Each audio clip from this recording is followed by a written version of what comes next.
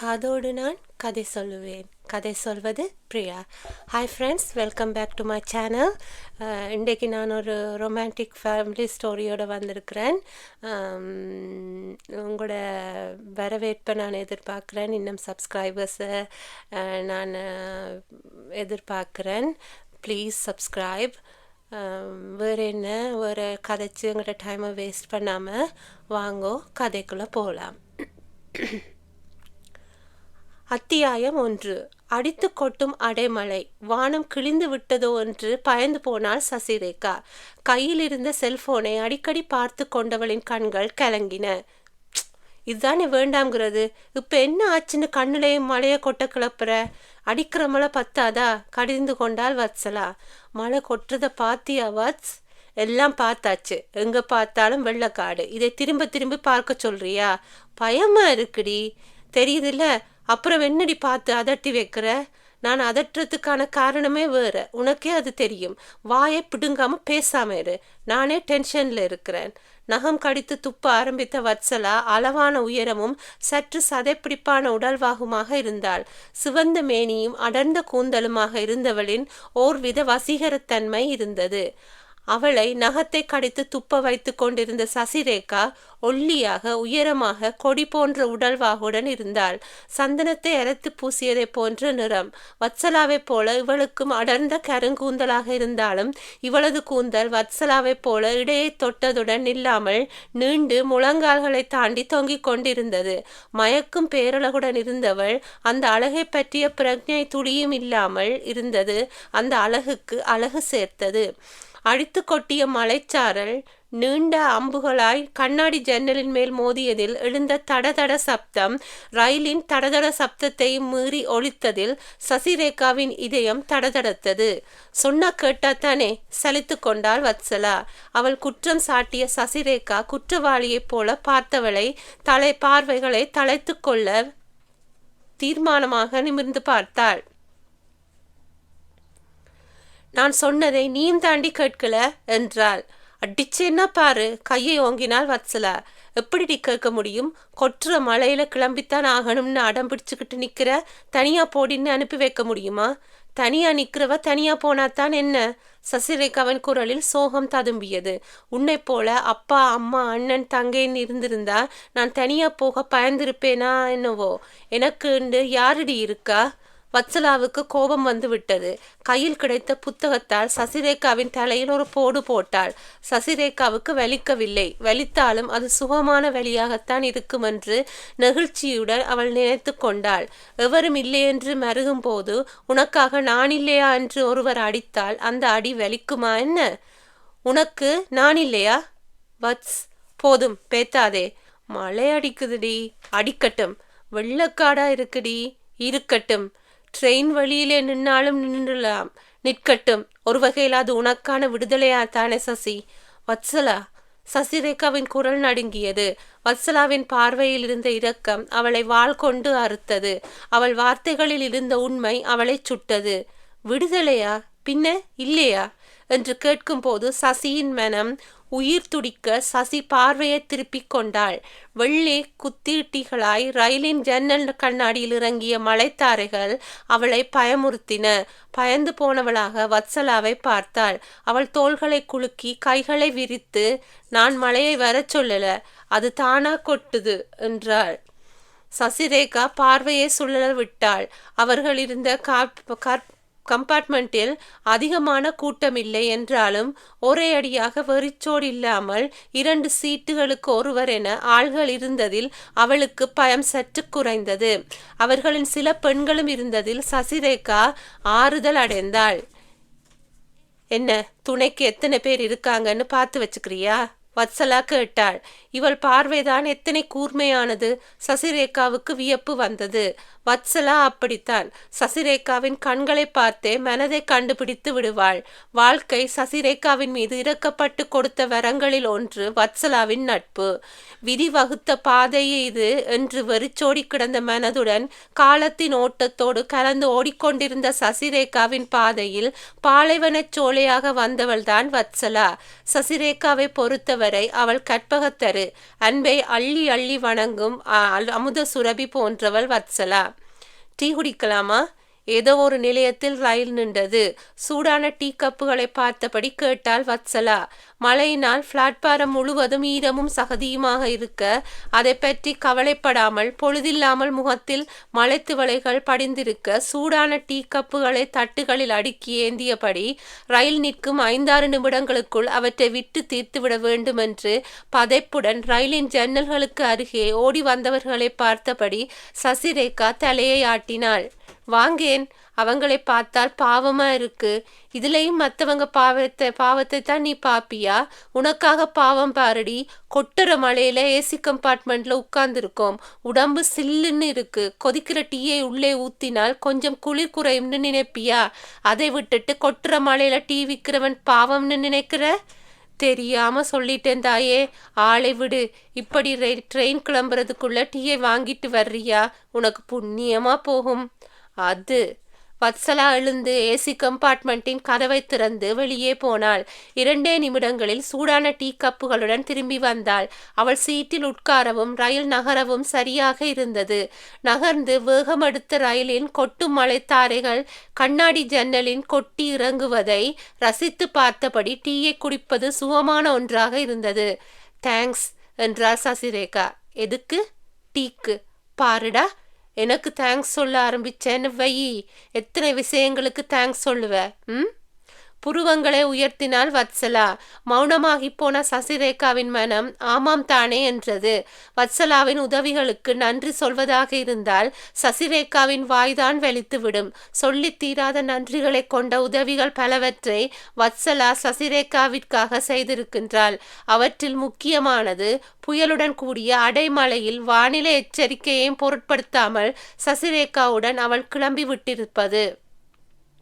எல்லாவற்றையும் விட மேலான இந்த உதவியே தான் சசிரேகாவின் மனதை கொள்ளை கொண்டது.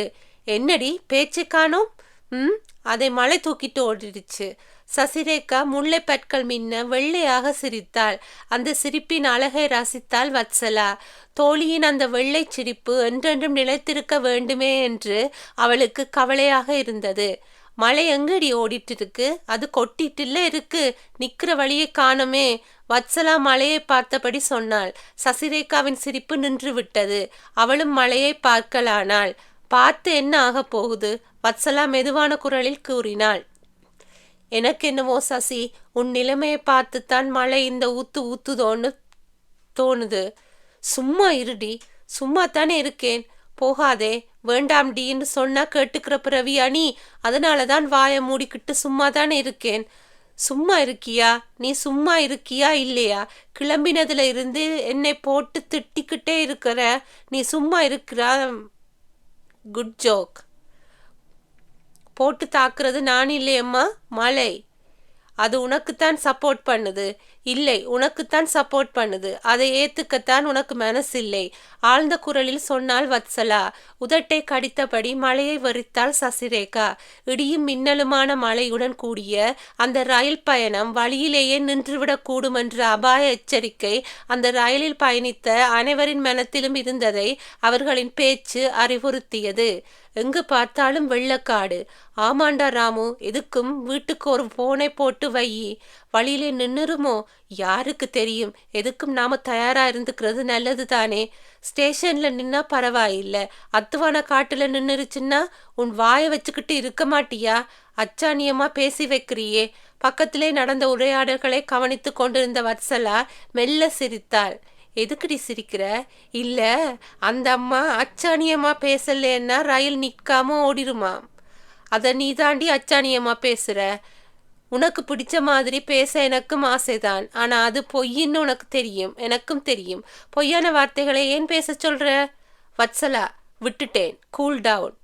எனக்கு என்னவோ படு கூலாத்தான் இருக்கு.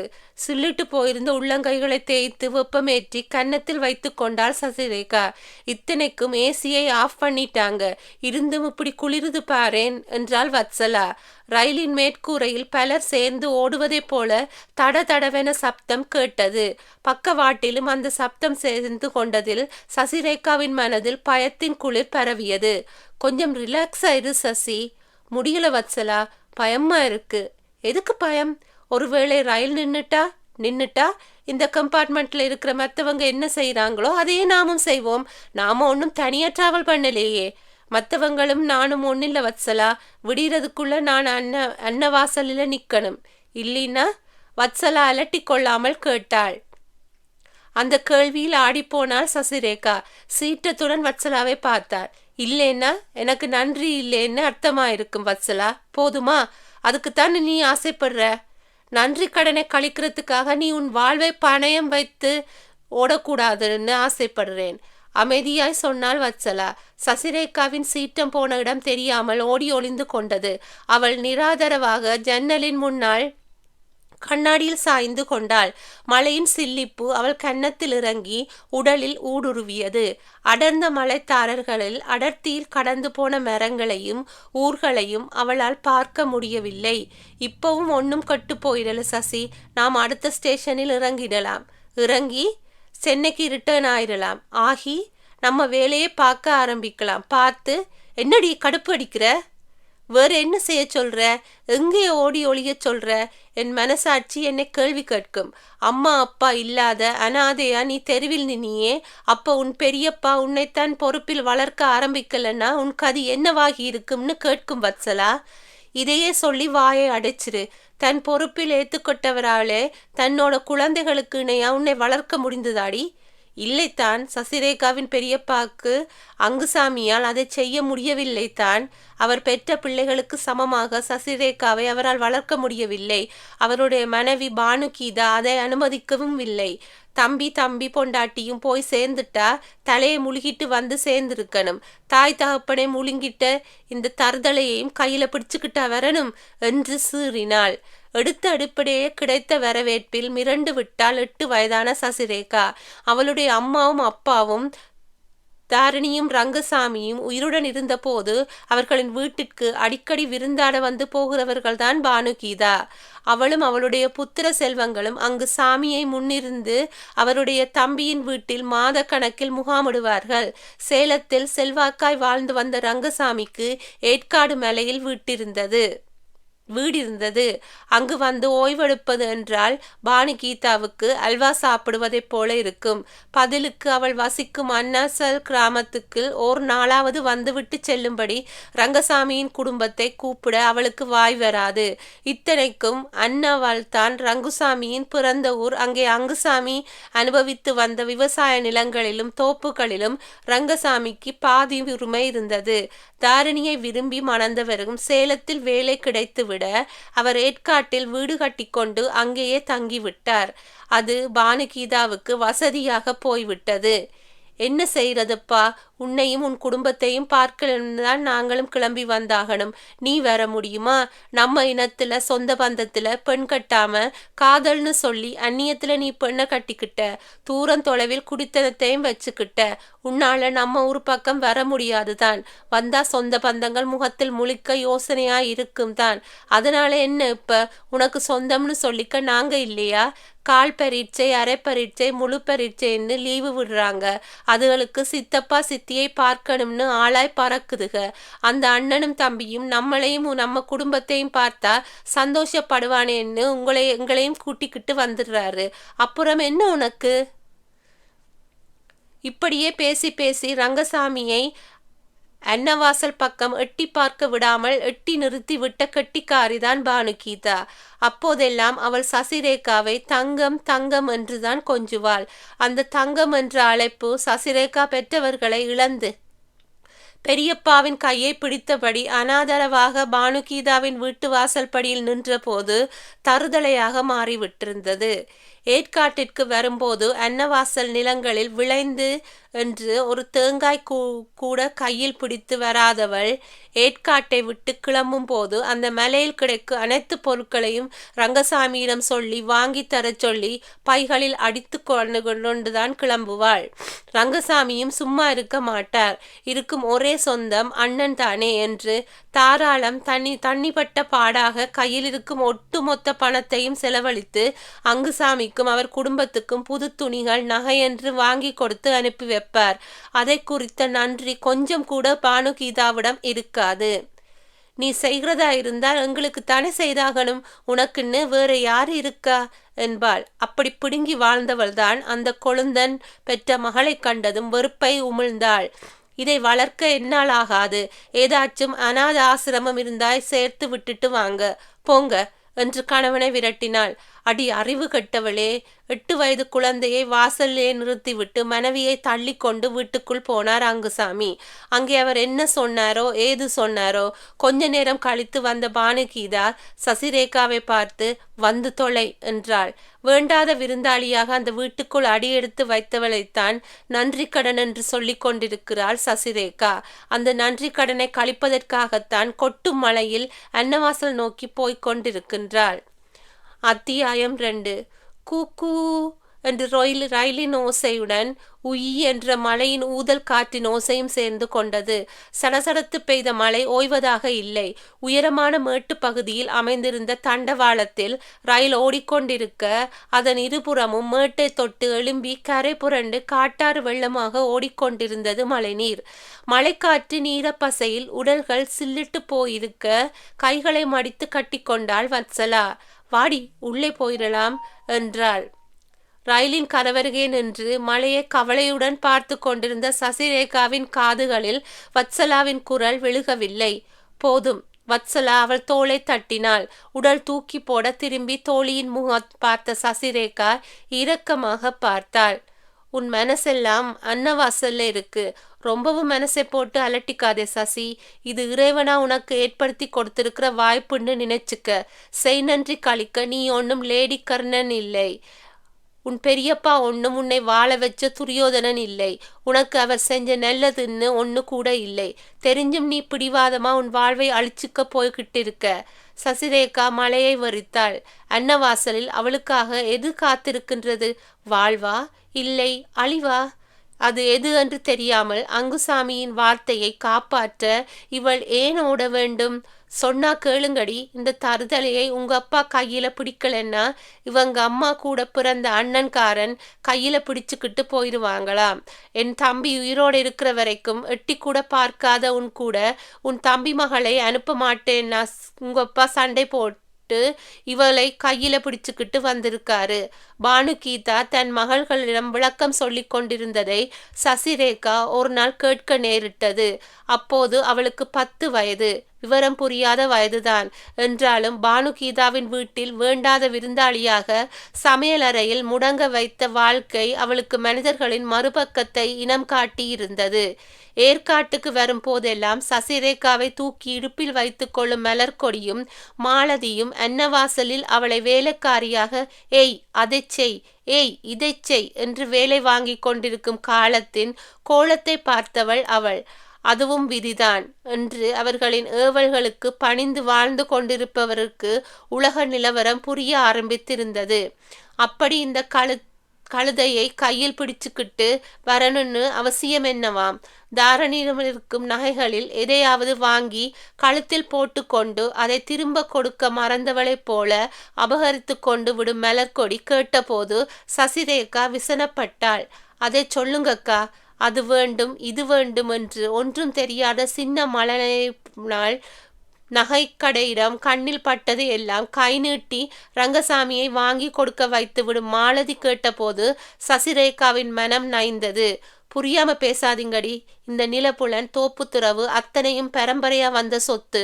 உங்க அப்பா சம்பாரிச்சு வாங்கின சொத்து இல்லை. அதுக்கு இதுல உங்க சித்தப்பனுக்கும் பங்கு இருக்குடி மலர்கொடி.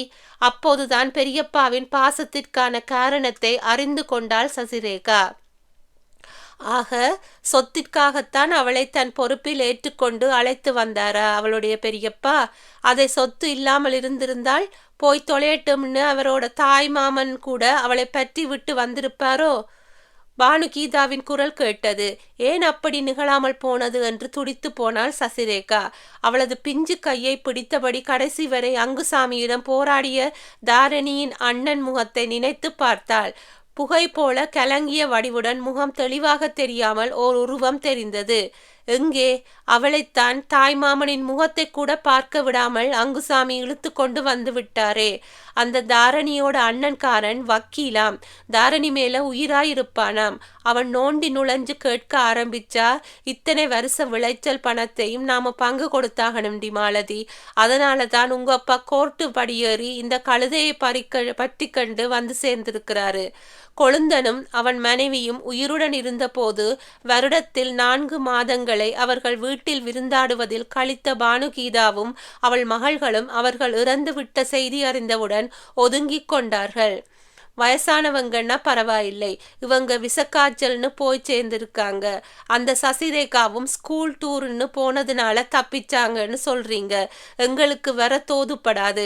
நீங்க மட்டும் போய் தலையை காட்டிட்டு வந்துருங்க.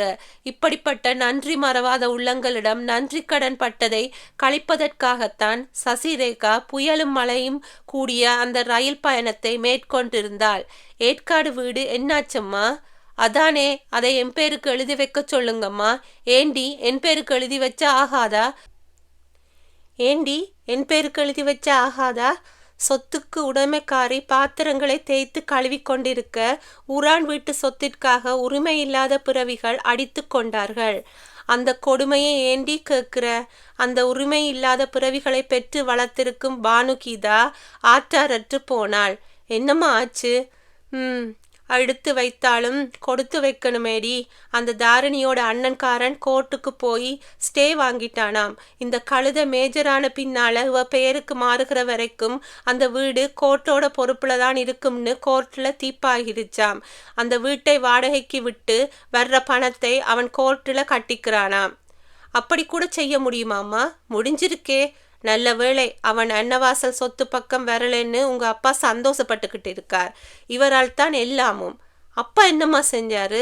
சும்மா இருக்காம ஏற்காடு வீட்டை விலை பேசி இருக்காரு. அதுக்காகவே காத்திருந்த அந்த அண்ணன்காரன் கோர்ட்டுக்கு போய்விட்டான். இந்த கழுதையை வளர்க்கறதுக்குன்னு உங்க அப்பா சொன்னா உங்க சித்தப்பனோட பங்கு நிலம் என்னாச்சுன்னு அதையும் கோர்ட்டுல இழுத்து விட்டுருவாருன்னு இவர் வாயை மூடிக்கிட்டு வந்துட்டாரு. அப்படியா? சசிரேகாவின் மனம் ஏதோ ஒரு விதத்தில் நிம்மதி அடைந்தது. எந்தையும் தாயும் மகிழ்ந்து குழாவி இருந்ததும் இந்நாடு என்பதைப் போல அவளுடைய தந்தையும் தாயும் மகிழ்ந்து குழாவி வாழ்ந்ததும் அந்த வீட்டில்தான். அவள் பிறந்த தளிர்நடை போட்டு வளர்ந்ததும் அந்த வீட்டில்தான். அவளை மழலை பிராயத்தின் மலரும் நினைவுகள் அந்த வீட்டில் கொட்டி கிடக்கின்றன. அது பறிபோகாமல் மீட்டுவிட்ட சந்தோஷம் அவளுக்கு குமிழியிட்டது.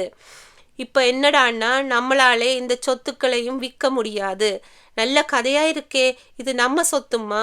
ஊரான் வீட்டு சொத்துக்கு ஆளாய் பறந்த பானுகீதாவின் மகள்கள் அவர்கள் வீட்டு சொத்து என்றதும் சிலிர்த்து பாய்ந்தார்கள்.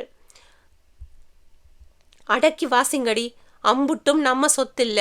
இதுல அந்த கழுதைக்கும் பங்கு இருக்கு.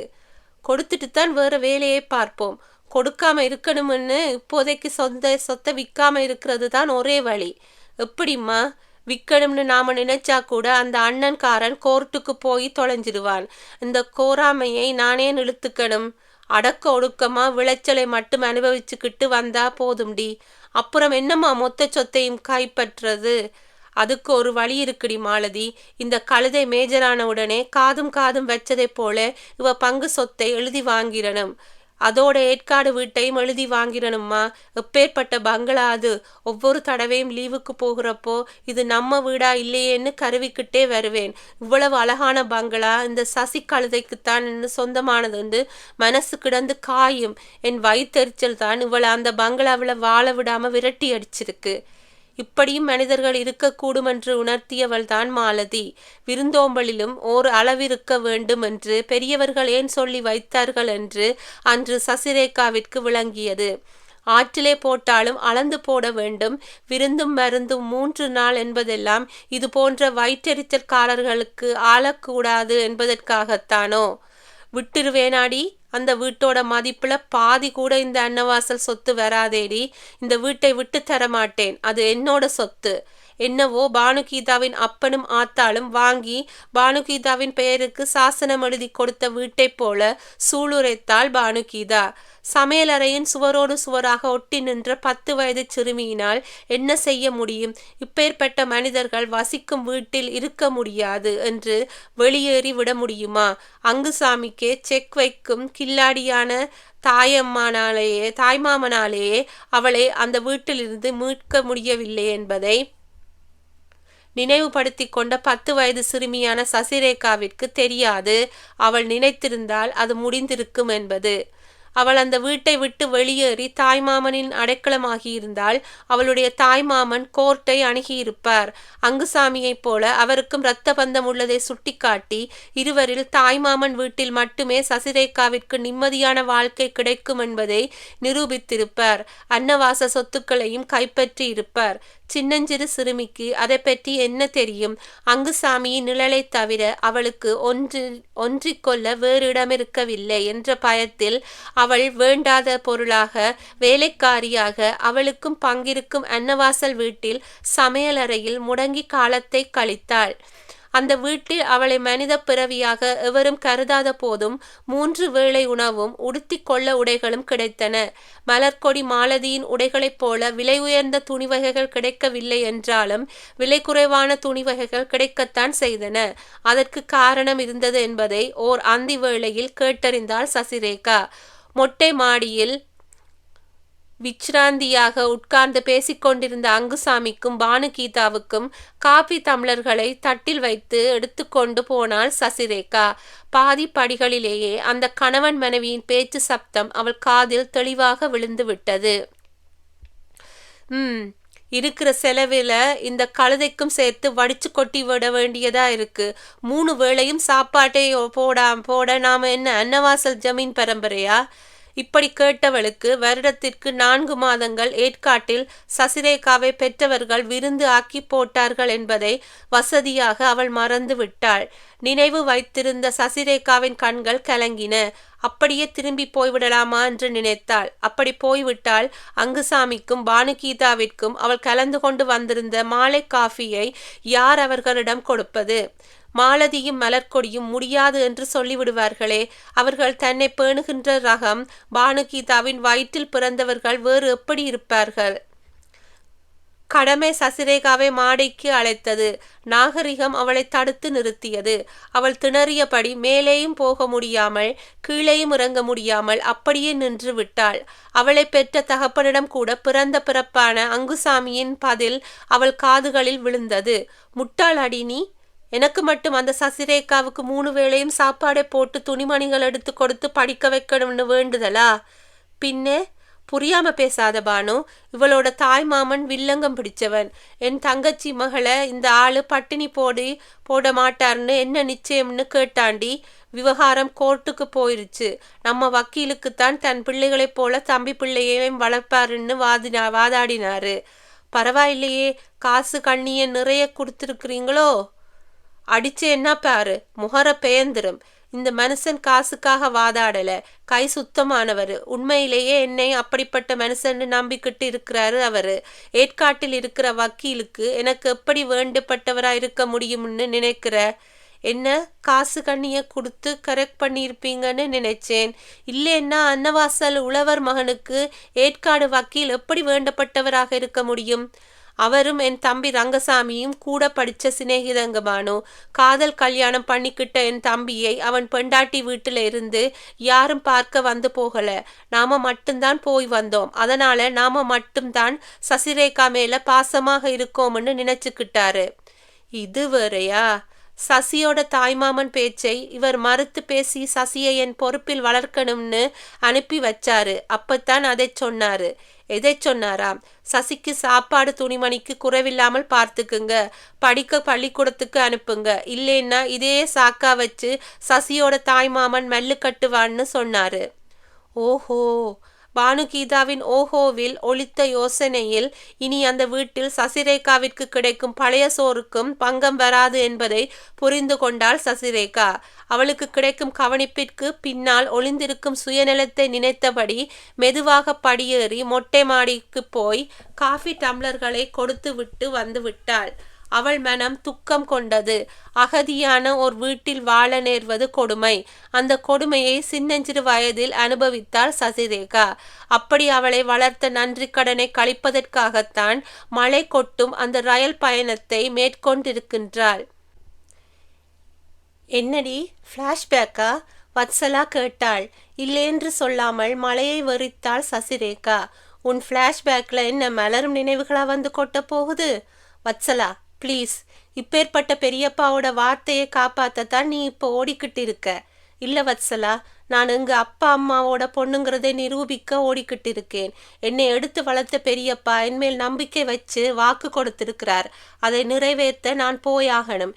இல்லைன்னா என்னை பெற்றவர்களை எல்லோரும் குறைவாய் பேசுவாங்க. என்னால் அதை தாங்கிக்க முடியாது. எல்லாம் சரிதான், உன்னை உங்க பெரியப்பா எடுத்து வளர்த்தான்னு சொல்ற பாரு, அதை தாண்டி என்னால் தாங்கிக்க முடியல. உன்னை அவர் வளர்த்தாரா? கேட்குறப்பவே ஹார்ட் அட்டாக் வருதுடே. உதட்டை கடித்தபடி ஊமையானாள் சசிரேகா. வத்சலா என்றில்லை, சசிரேகாவை பற்றிய விவரம் அறிந்த எல்லோருக்குமே ஒன்றுபட்ட மனதோடு இதே வார்த்தைகளைத்தான் சொல்லி வைத்தார்கள். அங்குசாமி வளர்த்த லட்சணம் அப்படி. அவர் பெற்ற மகள்களை உயர்ந்த விலையில் துணிகளை அணிந்திருப்பார்கள். சசிரேகாவோ மலிவான விலையில் எடுக்கப்பட்ட துணிகளை அணிந்திருப்பாள். அவர்களின் கழுத்து, காது, கைகளில் தங்க நகைகள் மின்னும். சசிரேகாவோ பொட்டு தங்கம் கூட இல்லாமல் துடைக்கப்பட்ட வெங்கலச் சிலை போல இருப்பாள். வெளியில் இருந்து பார்ப்பவர்களுக்கு அந்த வித்தியாசங்களே அங்குசாமி சசிரேகாவை வளர்க்கும் லட்சணத்தை எடுத்து சொல்லிவிடாதா? வீட்டுக்குள் வரும் உறவினர்கள் சசிரேகா வேலைக்காரி போல நடத்தப்படும் கொடுமையையும் சமையலறையில் தூங்கும் அவஸ்தையையும் கண்ணெதிரே பார்த்து விடுவார்களே. அத்தியாயம் 3. தடக் தடக். சீரான வேகத்துடன் ஓடிக்கொண்டிருந்த ரயிலின் சப்தத்தை கூர்ந்து கவனித்தாள் வத்சலா. ஏண்டி, உனக்கு என்னம்மா? நன்றி கடனை தீர்க்கிற கடமையை ஆற்றப் போகிறவள் எதை பற்றியும் கவலைப்பட்டுக்க மாட்ட. நான் அப்படியா? உன் கூட பழகின பாவத்துக்கு துணைக்கு வர கிளம்பி இருக்கேன். கொற்றுற மழையில ரயில் கவர்ந்துருச்சுன்னா என்ன பண்ணுவேன்? அடைச்சி, உன் வாயில நல்ல வார்த்தையே வராதாடி? எனக்கும் நல்ல வார்த்தையா கொட்டி கவிழ்க்கணும் தான் ஆசையடி சசி. இருக்கிற சிச்சுவேஷன் இப்படி பேச வைக்குது. வத்சலா, உனக்கு புண்ணியமா போகும். எதுக்குடி இப்போ புண்ணியத்தை என் தலையில கட்ட பார்க்குற? கொஞ்ச நேரம் வாய முடிக்கிட்டு வாயேன். நினைச்சேண்டி நீ இதைத்தான் சொல்லுவேன்னு நினைச்சேண்டி. வாய முடிக்கிட்டு வர்றதா? நானா? நெவர். உன் புண்ணியத்தை நீயே மூட்டை கட்டி முந்தானையில் முடிச்சு வச்சுக்க. என் வாயை மூடவே மாட்டேன். போனா போறா ஃப்ரெண்டாச்சேன்னு பார்த்தா அங்க சுத்தி இங்க சுத்தி கடைசியில் என் பேச்சு சுதந்திரத்துல கை வைக்க வர்ற. வத்சலா முறைப்புடன் முகத்தை திருப்பிக் கொண்டு அடுத்த பெட்டியில் இருந்த பெண்ணிடம் பேச ஆரம்பித்து விட்டாள். அவர்கள் இருவரும் பேசிய பேச்சுக்கள் அனைத்தும் ரயில் அத்துவான காட்டில் அம்போ என நின்று விடுமோ இல்லை கவிழ்ந்து விடுமோ என்பதிலேயே இருக்க சசிரேகா நொந்து போனாள். அடைமழையை கூட நிறுத்தி விடலாம், வத்சலாவின் பேச்சை மட்டும் நிறுத்தவே முடியாது என்பதில் ஜன்னலின் கண்ணாடியில் சோர்வாக சாய்ந்து வெளியே பார்க்க முயன்றாள். கனத்த மழையின் தாரல்கள் கண்ணாடியில் வழிந்த கோடுகளாக தெரிந்தன. அதை தாண்டி கும்மிருட்டு மட்டும் கண்களில் தட்டுப்பட சசிரேகாவின் அடிவயற்றில் பயப்பந்து உருண்டது. இருட்டுரிச்சா? வத்சலாவிடம் கேட்டாள். இருட்டாம என்ன செய்யும்? வத்சலா பதிலுக்கு கேட்டாள். ஏண்டி சண்டைக்காரியை போலவே பேசி வைக்கிற? பேசாம போயிரு. நானே கடுப்புல இருக்கேன். கூட பழகின கொடுமைக்கு கொட்டுற மலையில ட்ரெயினில் இழுத்துக்கிட்டு வர்றவகிட்ட சிரிச்சு சிரிச்சு கதை பேசுவேன்னு நினைக்கிறியாடி? சசிரேகா வாயை மூடிக்கொண்டாள். அடுத்த பெட்டியில் இருந்த பெண்மணி சசிரேகாவை பார்த்து சிரித்தாள். பதிலுக்கு சிரிக்க முடியாத சசிரேகா லேசாக இதழ் பிரித்து வைத்தாள். அந்த பெண்மணி ஆச்சரியமாகி விட்டாள். ஏமா வத்சலா, இந்த பொண்ணு உன்னோட ஃப்ரெண்டு தானே? நீங்கன்னு இல்லை ஆண்டி, எங்கள் ஃப்ரெண்ட்ஷிப்பை பார்த்து தான் தெரிஞ்சவங்க அத்தனை பேருமே இந்த கேள்வியைத்தான் கேட்குறாங்க. கேட்காம என்னடி செய்வாங்க? நீ கலகலன்னு பேசி பழகுற. இந்த பொண்ணு என்னடான்னா சிரிக்க கூலி கேட்குது. கூலி கொடுத்தாலும் அவ சிரிச்சு தொலைக்க மாட்டா.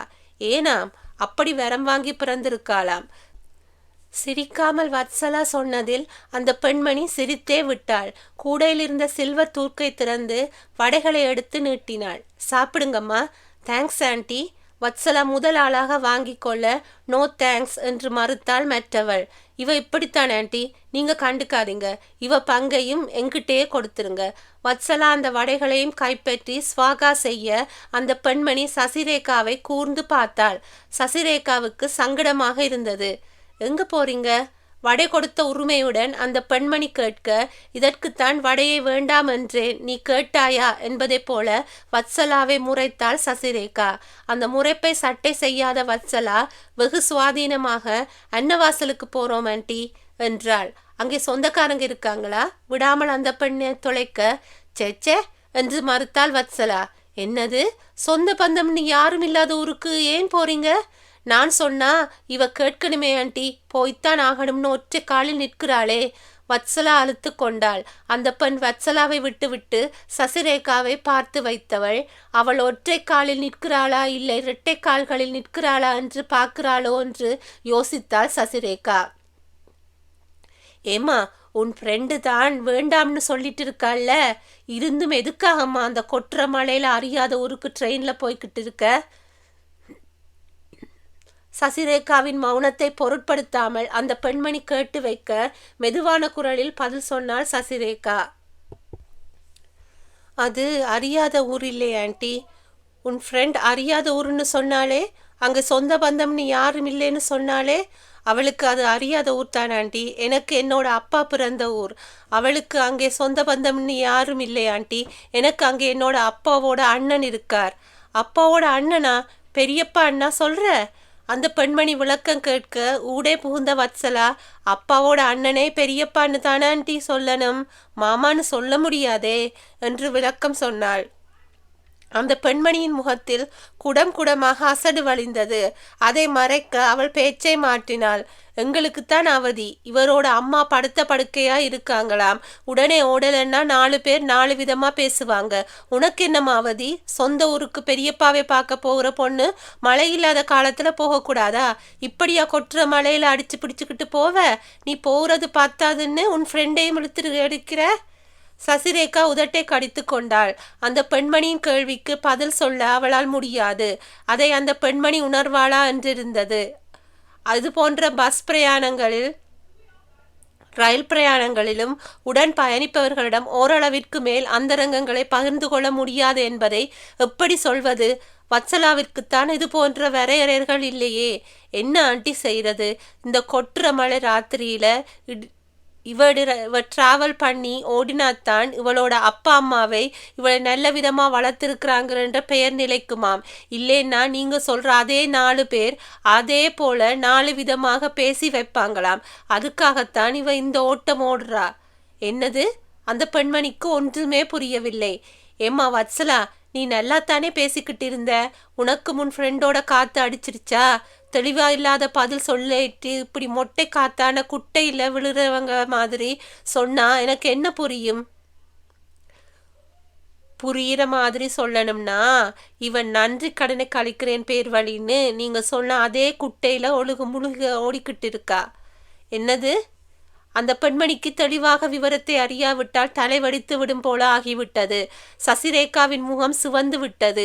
அவளுடைய சொந்த கதையை இப்படி அயலாரின் முன்னால் வத்சலா கடை பரப்புவதை அவளால் கொஞ்சம் கூட விரும்ப முடியவில்லை. வத்சலா சிநேகிதியை அடக்க முயன்றாள். அதில் கதை கேட்டுக்கொண்டிருந்த பெண்மணியின் சுவாரஸ்யம் அதிகரித்து விட்டது. சசிரேகாவின் முகத்தை பார்த்தால் எதுவும் பேராது என்பதால் அவள் வத்சலாவின் முகத்தை ஆவலோடு பார்த்தாள். அந்த ஆவலில் தூண்டப்பட்ட வத்சலா சசிரேகாவின் அடக்குமுறைக்கு அடிபணியாமல் தொடர்ந்து கதை சொல்ல ஆரம்பித்தாள். ஆமாம் ஆண்டி, இவ எதுக்காக அந்த கொட்டுற மலையில ட்ரெயின்ல டிராவல் பண்ணிக்கிட்டு இருக்கான்னு நினைக்கிறீங்க? அதை கேட்கத்தானே இந்த பாடுபடுகிறேன் என்று சலித்து கொண்ட அந்த பெண்மணி அதை மறைத்து கொண்டு எதற்கு என்று கேட்டு வைத்தாள். இந்த சினிமாக்கள்லையும் சீரியல்களையும் யூஸ்வலா ஒரு டயலாக் சொல்லுவாங்களே, என்னன்னு? விடிஞ்சா கல்யாணம்னு சொல்லுவாங்களே ஆண்டி. அட ஆமா, அந்த டயலாக்கை இவள் ஏன் சொல்கிறாள் என்ற குறுகுறுப்புடன் ஆமாம் போட்டாள் அந்த பெண்மணி. அந்த கதை தான் இப்ப நடந்துகிட்டு இருக்கு ஆண்டி. என்றாள். என்னம்மா சொல்ற? எஸ் ஆண்டி, இவளுக்கு விடிஞ்சா கல்யாணம். சசிரேகாவை காட்டி வத்சலா சொல்ல அவசரமாக முகத்தை திருப்பி கொண்டாள் சசிரேகா. அவள் முகத்தில் பல்வேறு உணர்ச்சி அலைகள் வந்து போயின. அழுது விடக்கூடாது என்று நினைத்து கொண்டாள். திடமான மனதுடன் தெளிவான முடிவுடன் கிளம்பிய பின்னால் அழக்கூடாது. அப்படியா? அந்த பெண்மணி சசிரேகாவின் முகத்தை கூர்ந்து பார்த்துவிட்டு, கல்யாண கலையே இல்லையே என்றாள். எப்படி இருக்கும் என்று கேட்டுவிட்டு சசிரேகாவின் கிள்ளலை வாங்கி கொண்ட வத்சலா வலி பொறுக்காமல், இந்த மழையில கல்யாணங்களே எப்படி வருமாண்டி, ஹி ஹி என்று சிரித்து வைத்தாள். என்னமோ விடிஞ்சா கல்யாணம் இருக்கிறப்ப கல்யாண பொண்ணு கொட்டுற மழையில தன்னந்தனியா ட்ரெயின்ல டிராவல் பண்றத இப்பதான் பாக்குறேன்டி அம்மா. கூட நான் இருக்கேனே ஆண்டி, நீ எல்லாம் ஒரு துணையாம்மா. இந்த பெண்மணி கேட்டு வைத்த கேள்வியில் வத்சலாவின் முகம் விளக்கெண்ணெயை குடித்தது போல கோணிக்கொண்டது. என்ன ஆண்டி இப்படி சொல்லிட்டீங்க? பரிதாபமாக கேட்டாள். உனக்கு வேணும்டி. சசிரேகாவின் முறைப்பு வேறு அவளை உசுப்பி விட்டது. அட, நான் அந்த அர்த்தத்தில் சொல்லலம்மா என்று ஆரம்பித்தாள் அந்த பெண்மணி. அது எந்த அர்த்தமாக இருந்தாலும் அதை புளி போட்டு தேய்த்து விளக்கி அவள் தெளிவாக சொல்ல விட்டால் தேவலை என்றிருந்தது வத்சலாவுக்கு. போனால் போகிறது, பேச்சு துணைக்கு இருந்தாலே வடையெல்லாம் கொடுத்தாளே என்று வத்சலா கதையை சொல்ல போனால் ஒரு மனுஷி இப்படியா கேட்டு வைப்பாள்? இந்த பொம்பளைக்கு சசிரேகா மாதிரி ஊமை கொட்டான்கள் தான் லாயக்கு. மனசுக்குள் தாளித்து கொண்டிருந்தாள் வத்சலா. விடிஞ்சா கல்யாணம் இருக்கிறப்போ கல்யாண பொண்ணுக்கு துணையா குடும்பத்தில் இருக்கிற பெரியவங்க வர வேணாமா? அதைத்தான் நான் சொன்னேன். நீயும் சின்ன பொண்ணு, இந்த பொண்ணும் சின்ன பொண்ணு. சின்ன பொண்ணுங்களை கூட வீட்டு கட்டினதை போல இப்படி விடிஞ்சா நடக்க போற கல்யாணத்துக்கு போறீங்களே, அதைத்தான் சொன்னேன்டி அம்மா. அப்படியா ஆண்டி? வாயெல்லாம் பெல்லானால் வத்சலா. அவளை பார்த்து அந்த ஆண்டி சின்ன பொண்ணு என்று சொல்லிவிட்டதில் உடனடியாக கவுன் வாங்கி போட்டுக்கொள்ள வேண்டும் போல புலங்காகிதப்பட்டு கொண்டாள் அவள். என்னை பார்த்தால் சின்ன பொண்ணு போல தெரியுதா? அந்த சந்தோஷத்தில் மிச்சம் சொச்சம் இருந்த மீதி கதையையும் கொட்டி கவிழ்க்க ஆரம்பித்து விட்டாள் வத்சலா. அதாகப்பட்டது ஆண்டி, இவளுக்கு அப்பா அம்மா இல்லை. ஐயோ பாவம். ஆண்டியின் இரக்கமான பார்வையை சந்திப்பேனா என்ற பிடிவாதத்துடன் மழையை வெறுத்தாள் சசிரேகா. கொட்டும் மழையை கூட நிறுத்தி விடலாம், கொட்டி கொண்டிருக்கும் வத்சலாவின் பேச்சை நிறுத்த முடியாது என்பதில் ஆயாசம் மேலிட்டது அவளுக்கு. இவளோட அப்பா கூட பிறந்த அண்ணன் வீட்டுல தான் இவ வளர்ந்தா. பெரியப்பா வீட்டுலன்னு சொல்லு. அப்படியும் சொல்லலாம். என்னமோ போ. பூவை பூ என்று சொல்லலாம், புஷ்பம் என்றும் சொல்லலாம் என்கின்ற ரீதியில் வத்சலா சொல்ல அவளை விசித்திரமாக பார்த்து வைத்தாள் ஆண்டி. அந்த பெரியப்பா இவளுக்கு கல்யாணம் பண்ணி வைக்க போறாராம். அதுக்குத்தான் இவ ஓடிக்கிட்டு இருக்கா. இந்த ஓட்டத்தை 2 நாளைக்கு முன்னால ஓடி இருக்கலாமே. இப்படியா விடிஞ்சா கல்யாணத்தை வச்சுக்கிட்டு கொட்டுற மலையில ஓடுவீங்க? தெரிஞ்சா ஓடி இருக்க மாட்டாள் ஆண்டி. என்னது? ஆண்டி விழிகளை விரிக்க அவளை ஆசுவாசப்படுத்தினாள் வத்சலா. இதுக்கே அசந்தா எப்படி ஆண்டி? இன்னும் பல திடுக்கிடும் திருப்பங்கள் இருக்கே. ஏம்மா, இந்த பொண்ணுக்கு கல்யாணம்னு இவளுக்கே தெரியாதா? இன்னைக்கு சாயங்காலம் வரைக்கும் தெரியாது. அட கொடுமையே. மாப்பிள்ளை யாரெண்டாவது தெரியாதா? அதுதான் முக்கியமா தெரியாதா ஆண்டி? என்னது? நிறைய எண்ணெதுக்களை ஸ்டாக் வச்சிருக்கிறீங்களா ஆண்டி? அடுத்தடுத்து எடுத்து விட வேண்டி இருக்கும். விடிஞ்சா கல்யாணம்னு இவளுக்கு ஈவினிங் தான் நியூஸ் வந்துச்சு. அந்த நியூஸில் மாப்பிள்ளை யார் எவருன்னு சொல்லப்படல. என்ன அநியாயமா இருக்கே. இந்த பொண்ணு கேட்கலையா? கேட்க சான்ஸ் கொடுத்தா தானே.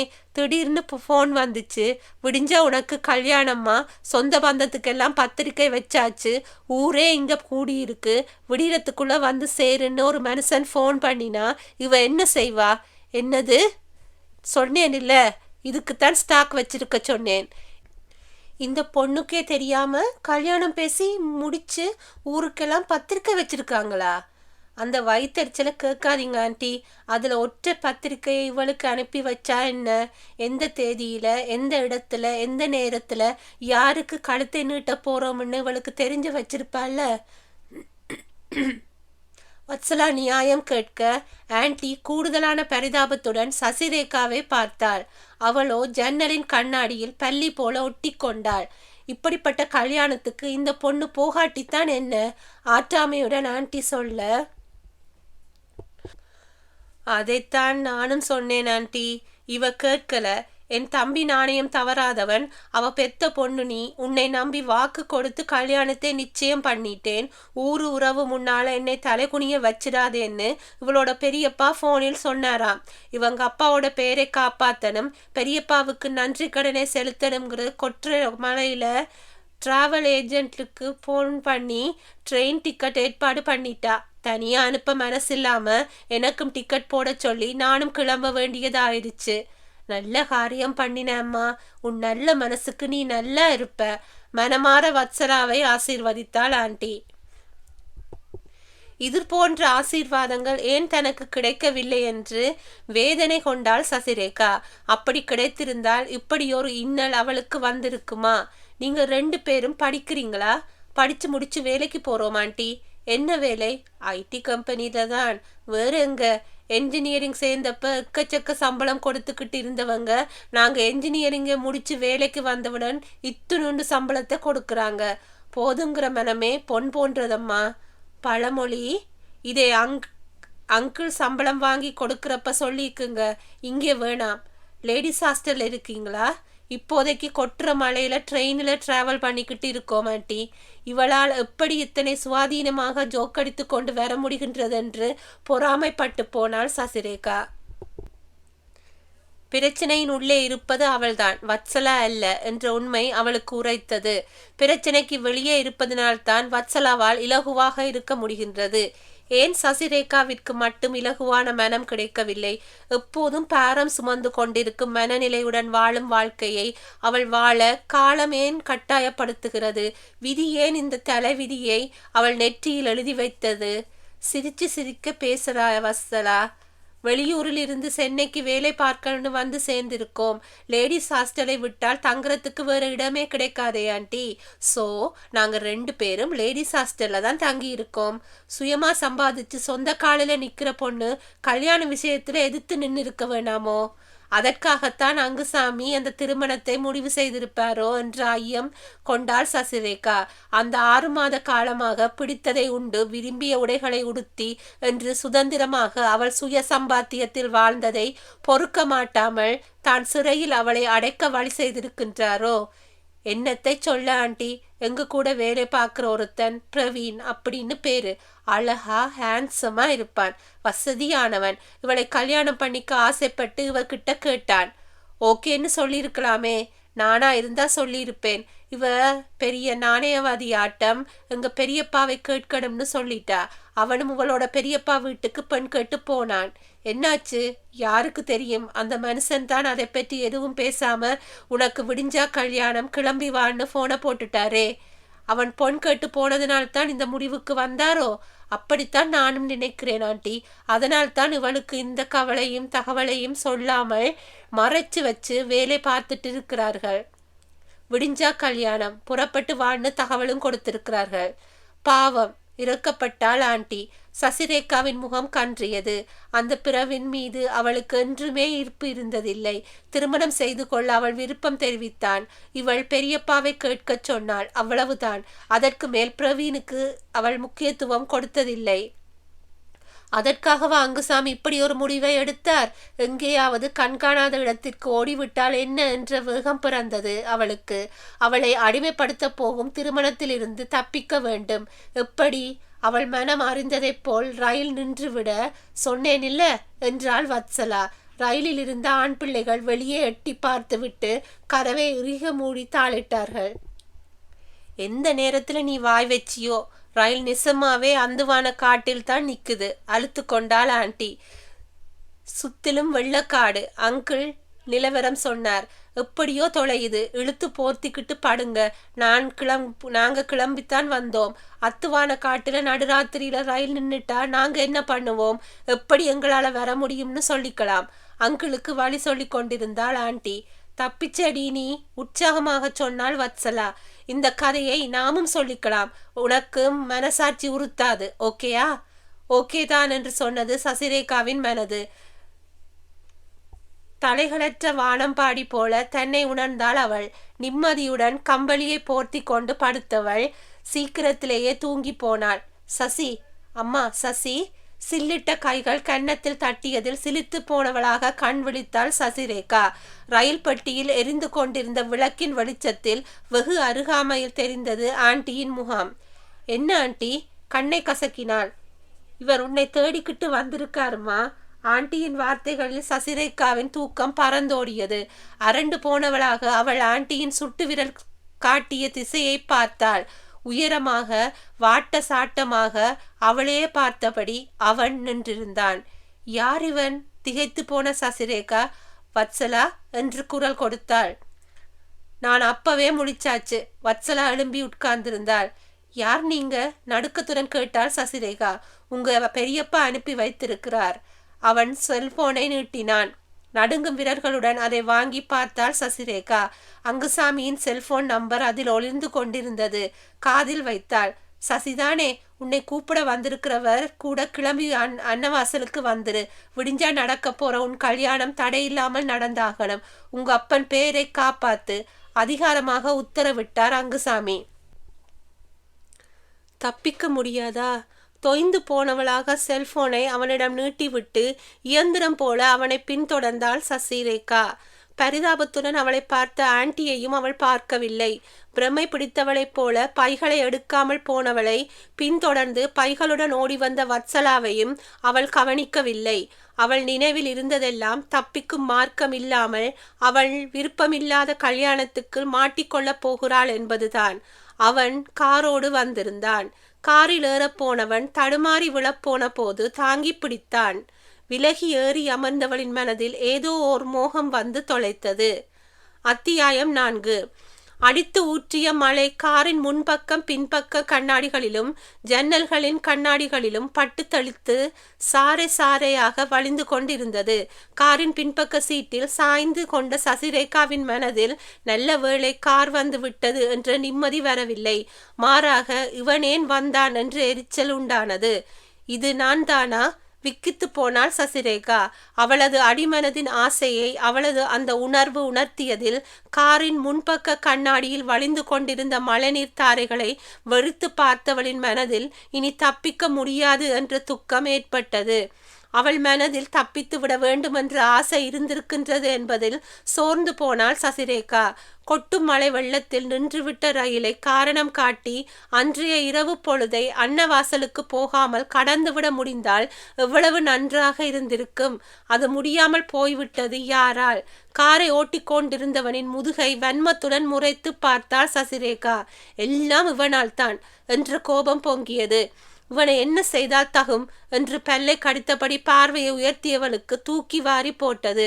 அங்கே காரை ஓட்டிக்கொண்டிருந்தவன் கண்ணாடி வழியாக அவளையே பார்த்து கொண்டிருந்தான். அவளது பார்வையை சந்தித்ததும் புருவங்கள் என்ன என்று வினவும் பாவனையில் உயர்த்தி தாழ்ந்தது. போடா என்ற பார்வையை தலைத்து கொண்டவளுக்கு சிலிர்ப்பு ஓடியது. அவனது பார்வை அவளை ஏதோ செய்தது. அவளை அவன் பார்த்து கொண்டிருக்கின்றான் என்ற நினைவில் சங்கடம் கொண்டாள் சசிரேகா. இயல்பாக உட்கார்ந்திருக்க முடியாத எரிச்சல் அவளுக்கு வந்தது. அதே சமயத்தில் இனம் விளங்காத ஒரு இன்ப உணர்வும் எழுந்து தொலைந்தது. நீ என்ன முட்டாளா? தன்னைத்தானே கடிந்து கொண்டாள் சசிரேகா. அவன் ஒன்றும் அவளை உல்லாச பயணத்திற்கு அழைத்து கொண்டு போகவில்லை. அவளை முகம் தெரியாத எவனிடமோ திருமணம் செய்து கொள் என்று ஒப்படைக்க அழைத்து கொண்டு போகின்றான். மொத்தத்தில் அவன் சசிரேகாவின் பெரியப்பாவின் அங்குசாமியின் கைத்தடி. அவன் பார்வைக்கு சசிரேகா சிலிர்த்து போனால் அதைவிட கொடுமை வேறெதுவும் இல்லை. மழையில் நனைந்திருந்த உடலும் உடையும் உலர்ந்து போயிருக்க இதமாக உணர்ந்தாள் சசிரேகா. பக்கத்தில் உம்மன்று முகத்தை ஒரு முழ நீளத்திற்கு தூக்கி வைத்து கொண்டு வந்தாள் வத்சலா. அவளிடம் பேச முயன்ற சசிரேகாவை அவள் முறைத்து பார்த்ததில் அவளிடம் பேச வேண்டுமென்ற ஆசை அற்றுப்போனது சசிரேகாவிற்கு. இவளொருத்தி அலுப்புடன் முகம் திருப்பிக் கொண்டாள் சசிரேகா. அவள் என்னதான் இந்த திருமணத்தை விரும்பியா அன்னவாசலை நோக்கி ஓடிக்கொண்டிருக்கின்றாள்? அந்த சூழலில் மூச்சு முட்டியவளுக்கு சூடாக ஒரு டீ குடித்தால் தேவலை என்று தோன்றியது. அவள் நினைத்து முடிப்பதற்குள் கார் நின்று விட்டது. அப்பா, கார் பிரேக் டவுன் ஆகிருச்சா? அன்னவாசலுக்கு போக முடியாதா? குதூகலத்துடன் கேட்டாள் வத்சலா. காரை ஓட்டிக்கொண்டு வந்திருந்தவன் அவளை விசித்திரமாக பார்த்து வைத்தான். இவன் ஏண்டி இப்படி பார்க்கிறான்? சசிரேகாவின் காதோரமாக முணுமுணுத்தாள் அவள். என்னது? சசிரேகா அவனை பார்த்தான். அவன் பார்வை ஆக்டோபஸை போல அவளை இழுத்து வளைத்ததில் அரண்டு போனவளாக பார்வையை தளைத்து கொண்டாள். அவள் உடல் நடுங்கியது. இது என்ன சோதனை? தவித்து போனாள். அவன் வத்சலாவுக்கு தெரியாமல் அவளை பார்த்து இமைக்கும் பொழுதிற்குள் இமை சிமிட்டியதில் அவளுக்கு தூக்கி வாரி போட்டு விட்டது. உள்ளுக்குள் எழுந்த உணர்வு பேரலைகள் பிரவாகத்தில் அவள் கண்களில் கண்ணீர் ததும்பி விட்டது. ஒருவேளை சைட்டடிக்கிறானோ? வத்சலாவின் கேள்வி அவளை கலங்கடித்தது. அவள் சசிரேகாவை சைட்டடித்து கொண்டிருப்பதை வத்சலா எப்படி கண்டுபிடித்தாள்? இருக்காதுடி, அவசரமாக மறுத்தாள். உனக்கு எப்படி அது தெரியும்? எனக்கு தெரியாமல் யாருக்கு தெரியும்? அவனுடைய ஆழ்ந்த பார்வையை நினைத்து பார்த்தபடி சொன்னாள் சசிரேகா.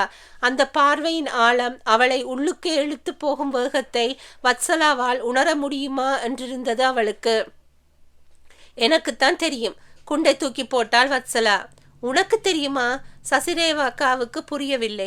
ஆமாண்டி, அனுபவிக்கிறவளுக்குத்தானே அது புரியும். அப்படின்னா அறிவு கெட்டவளே. அழகான வார்த்தைகளால் சசிரேகாவை அழைத்த அந்த அறிவுள்ள தோழி காது பக்கமாக சரிந்து, அவன் அப்போ பிடிச்சு என்னையே உத்து உத்து பார்த்துட்டு வர்றாண்டி என்று கிசுகிசுத்தாள். இருக்குமோ? சசிரேகாவிற்கு கோபம் வந்தது. அது அப்படி? அவளையும் உற்று உற்று பார்த்துவிட்டு அவளுடைய தோழியையும் அவன் பார்த்து வைப்பான். அவனை முறைத்தாள் சசிரேகா. எதனால் இந்த கோபம் என்ற பாவனையில் அவன் புருவங்களை சுருக்கியதில் வசீகரிக்கப்பட்டவளுக்கு கோபம் மறந்து போனது.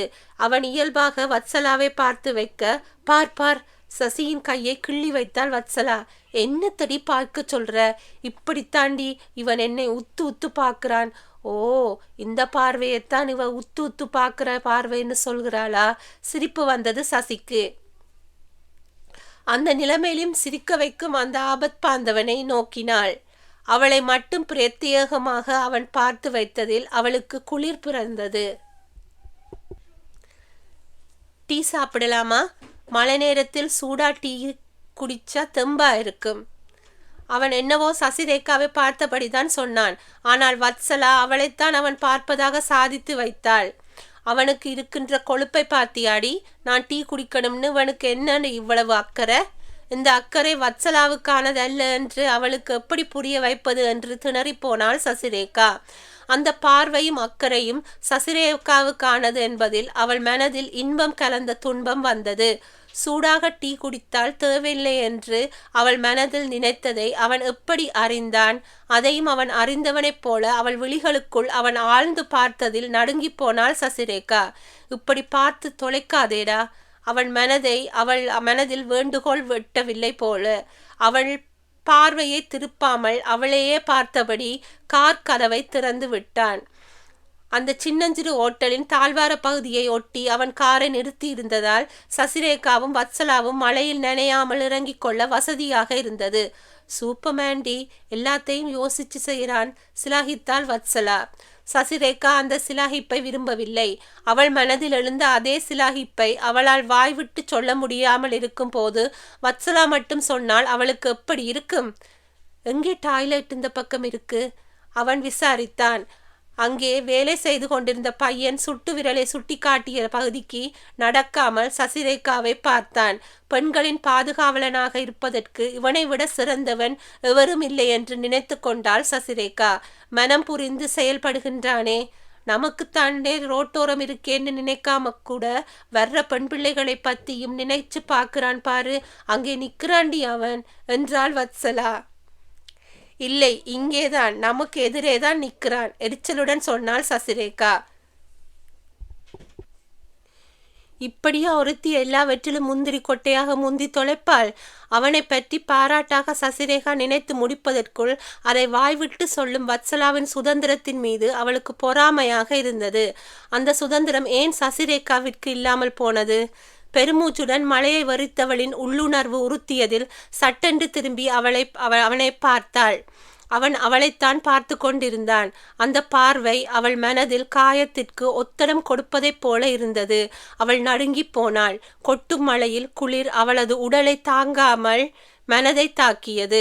மோகத்தீயை பற்ற வைத்து அவனது பார்வை அவளை சுற்றி முள்வேலியிட்டு வேடிக்கை பார்த்தது. சசிரேகா மனம் தோய்ந்தாள். வாடி, பாத்ரூம் போய்விட்டு வந்துடலாம். வத்சலா என்னவோ அவளுக்காகத்தான் அவள் பாத்ரூம் பற்றி விசாரித்து என்பதைப் போல அவனை சொந்தத்துடன் பார்த்தபடி சசிரேகாவின் கையை பிடித்து இழுத்தாள். அவர்கள் திரும்பி வந்தபோது அவன் சிகரெட் பிடித்து கொண்டிருந்தான். இவனிடம் இந்த பழக்கம் இருக்கா? சசிரேகா முகத்தை சுளித்தாள். திரும்பி பார்த்தவன் அவள் முகம் சுளிப்பை கவனித்து விட்டான். கையிலிருந்த சிகரெட்டை தரையில் போட்டு ஷூவால் அதை மிதித்து தேய்த்தான்.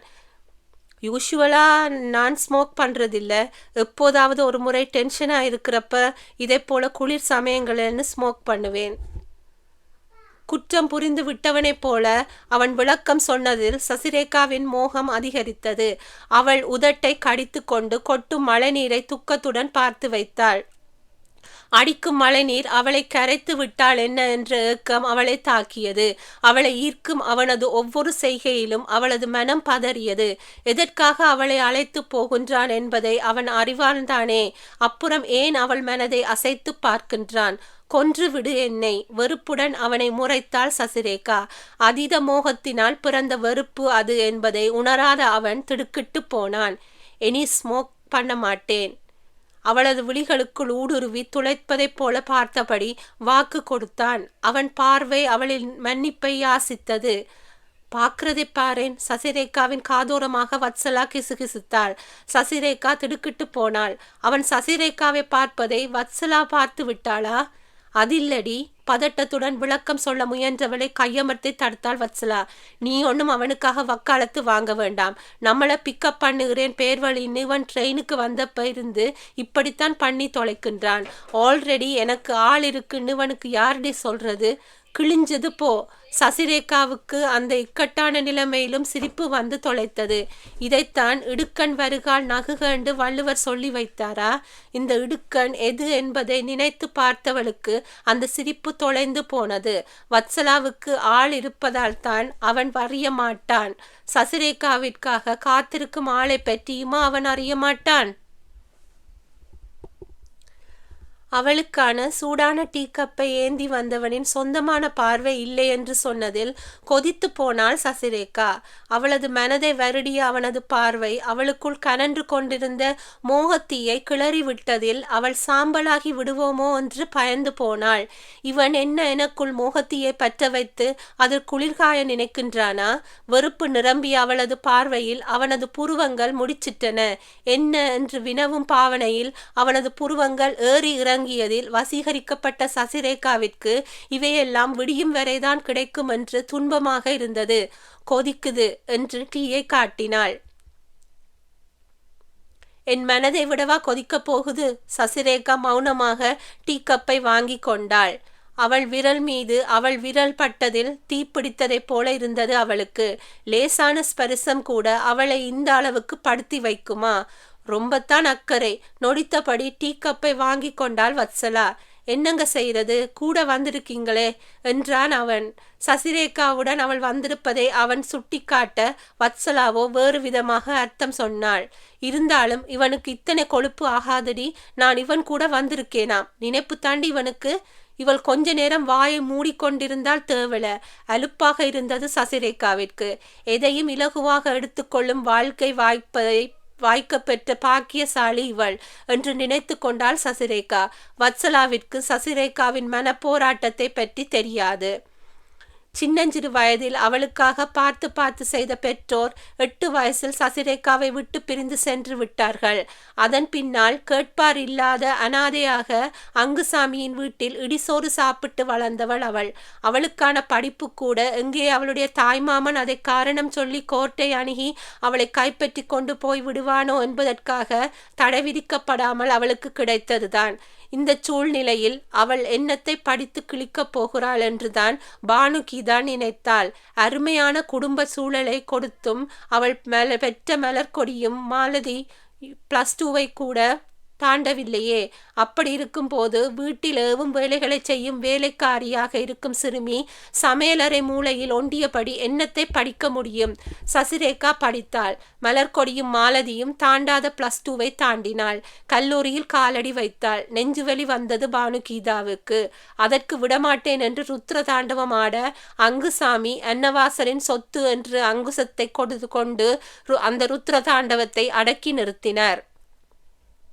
விவரம் தெரிஞ்ச வயசுல இருக்கிற பொண்ணுடி, நீ பாட்டுக்கு படிப்பை நிறுத்துறேன்னு சொல்லேன்னு வையி.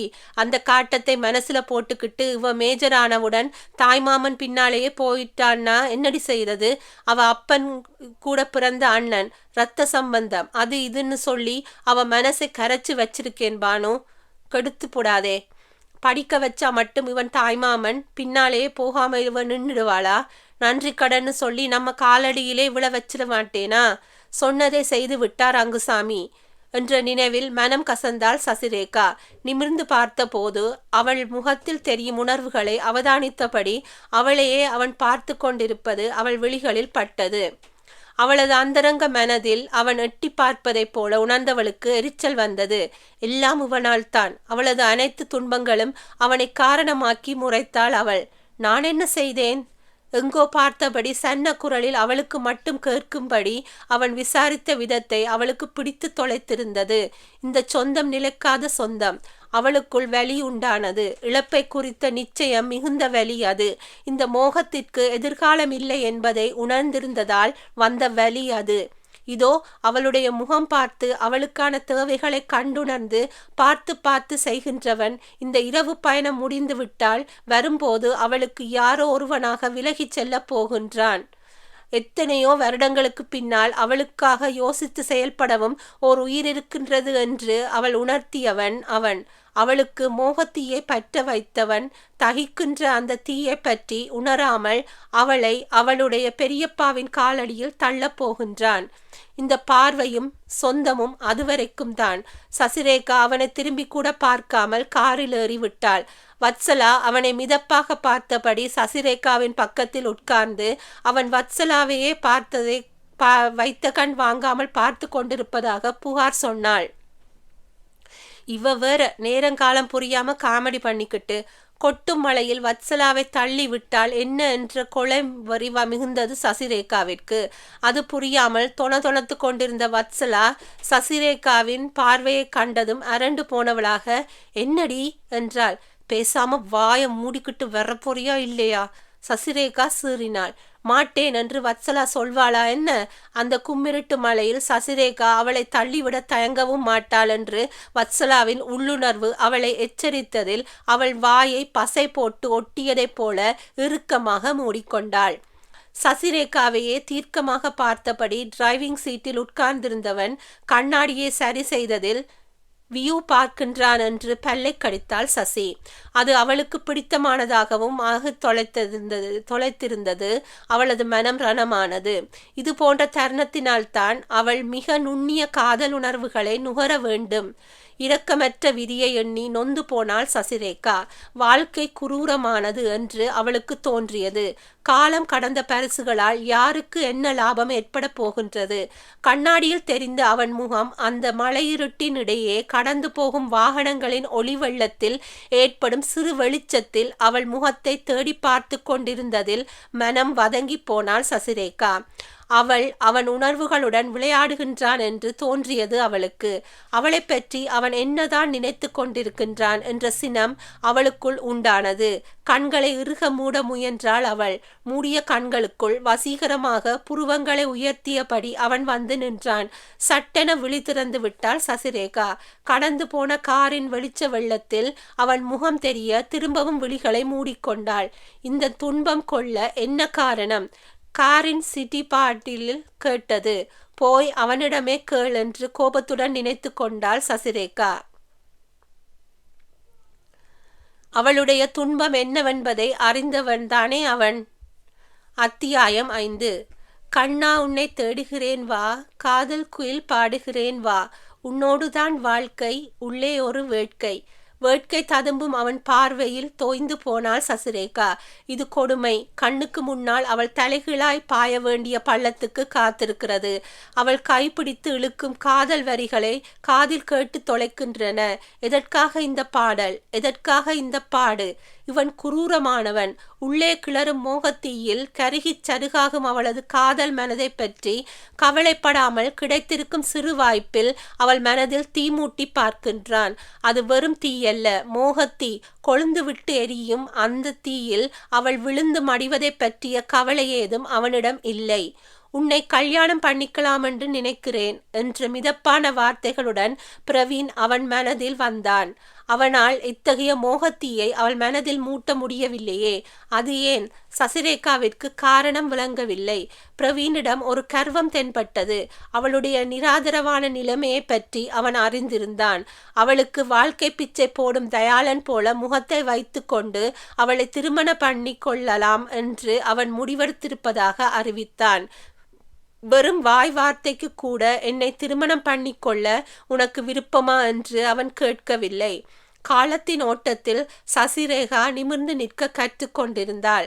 விதி வகுத்த பாதையை போனால் போகிறது என்று அவளுக்கு கிடைத்த கல்வி பிச்சையை இறுக பற்றி கொண்டு வாழ்க்கையில் மேலே ஏறும் வித்தையை வரமாக பெற்றிருந்தாள். இரக்கத்துடன் கூடிய பார்வைகளை அவள் விரும்புவதில்லை.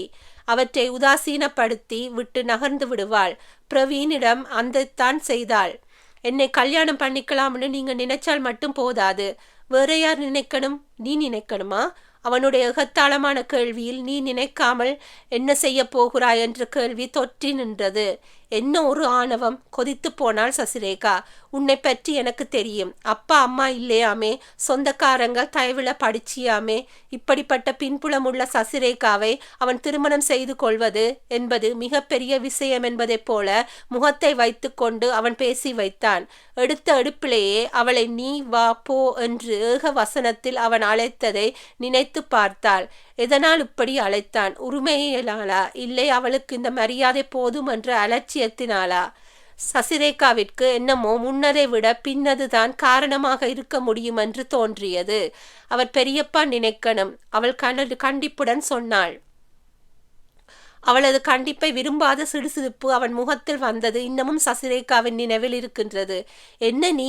அனாதையா வளர்ந்தவளுக்கு அடைக்கலம் கொடுக்கலாம்னு பெரிய மனசு பண்ணி பெருந்தன்மையாக உன்கிட்ட சொல்ல வந்தா நீ ஆஹா நமக்கு இப்படி ஒரு வாழ்க்கை கிடைக்க போகுதேன்னு மகிழ்ந்து எனக்கு நன்றி சொல்லாம பெரிய இவ மாதிரி பெரியப்பா சித்தப்பான்னு சுத்தி விடுற? என்ன மனசுக்குள்ள பெரிய ரதின்னு நினைப்பா? இல்ல இப்படி சுத்தி விட்டாதான் உனக்கு மதிப்புங்கிற எண்ணமா? நீ யாருன்னு எனக்கு தெரியாதா? அடிக்குரலில் அவளிடம் சீறினான். அவனுடைய சீற்றத்தை சசிரேகா சட்டை பண்ணவே இல்லை. போடா, நீயும் ஆச்சு உன் கோபமும் ஆச்சு என்ற அலட்சியத்துடன் நிமிர்ந்து நின்றாள். அவளுடைய அந்த நிமிர்வை பிரவீன் கொஞ்சம் கூட விரும்பவில்லை என்பதும் அவள் நினைவில் இருந்தது. நான் யாரா? நான் சசிரேகா. இது கூட தெரியாமலா என்னை கல்யாணம் பண்ணிக்கொள்கிறேன் என்று வந்து நிற்கிறீங்க? சசிரேகா, எஸ், அதுதான் நான். நான் பெரிய இவ இல்லை. பட் நீங்க மட்டும் பெரிய இவரா? Mind your words. அதைத்தான் நானும் சொல்லுறேன். ஒரு பெண்ணிடம் எப்படி பேசணுங்கிறதை பேசி கேட்டுசி கூட உங்களுக்கிட்ட இல்லை. உங்கள் கல்யாணம் பண்ணிக்க போறேன்னு நான் மகிழ்ந்து போய் உங்க காலில் விழணுமா? நினைப்புத்தான் உங்களுக்கு. நான் அனாதையாக வளர்கிறேன் இல்லை, ஆள் அம்புன்னு வளர்கிறேன். அது என்னோட பிரச்சனை. அதை பத்தி உங்களுக்கு என்ன வந்தது? நீங்க யார் என்னை பத்தி பேச? ஏய், நான் உன்னை கல்யாணம் பண்ணிக்க நினைச்சேன். யாரை கேட்டு நினைச்சீங்க? சசிரேகா நிதானமாக கேட்டதில் அவன் திகைத்து போனான். நினைத்தது ஒன்று, நடந்தது ஒன்று. அதனால் விழிக்குது ஐயா கண்ணு. சசிரேகாவுக்கு எரிச்ச கலந்த சிரிப்பு வந்தது. இப்ப முழி. அவள் பல்லை கடித்தபடி தாளித்தலை தொடர்ந்தாள்.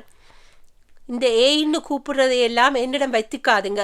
வா போன்னு கூப்பிடாதீங்க, எனக்கு பிடிக்காது. மரியாதை கொடுத்து மரியாதை வாங்கிக்கணும். நீங்க வா போன்னு பேசினா நானும் அப்படியே பேச வேண்டி இருக்கும். நான் எவ்வளவு பெரிய ஆளுன்னு தெரியுமா? இருந்துட்டு போங்க, அது உங்களுக்கு மட்டும். எனக்கு என்ன வந்தது?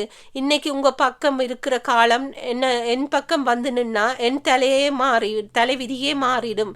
அதனால அதிகமா ஆடாதீங்க சார். அடக்குங்க. வாழ்க்கை எனக்கும் வசமாகும். அவனை அவள் அடக்குவதா? என்ன திமிர்! அவன் முகம் கருத்தான். உன்னை கல்யாணம் பண்ணிக்க போகிறவன் நான். வா போன்னு பேசக்கூடாதா? அதை கல்யாணம்னு ஒன்று உங்ககிட்ட எனக்கு நடந்ததுக்கு அப்புறம் பார்த்துக்கலாம். இப்ப பார்த்து பேசி பழகுங்க. நேர்கொண்ட பார்வையும் நிமிர்ந்த நடையுமாக சசிரேகா அகன்று விட தான் அவமானப்படுத்தப்பட்டு விட்டதாக கொதித்து போனான் பிரவீன். அவனுக்கு அடிபணியாத சசிரேகாவை அடக்கி அவன் காலடியில் அடிபணிய வைக்க வேண்டும் என்பதற்காகவே அவள் கழுத்தில் கட்டாய தாலி கட்டிவிட வேண்டுமென்ற வெறி அவனுக்கு உண்டானது. அந்த வேகத்துடன் அவன் அங்குசாமியை தேடி போனான். போகும்போது சசிரேகாவிடமும் சூளுரைத்து விட்டுத்தான் போனான். போறேன், உனக்கு ஓசிச்சோறு போட்டு அந்த ஆள்கிட்ட உன்னை பெண் கேட்டு போறேன்.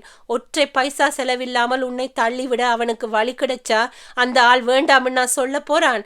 அப்புறம் உனக்கு இருக்கு.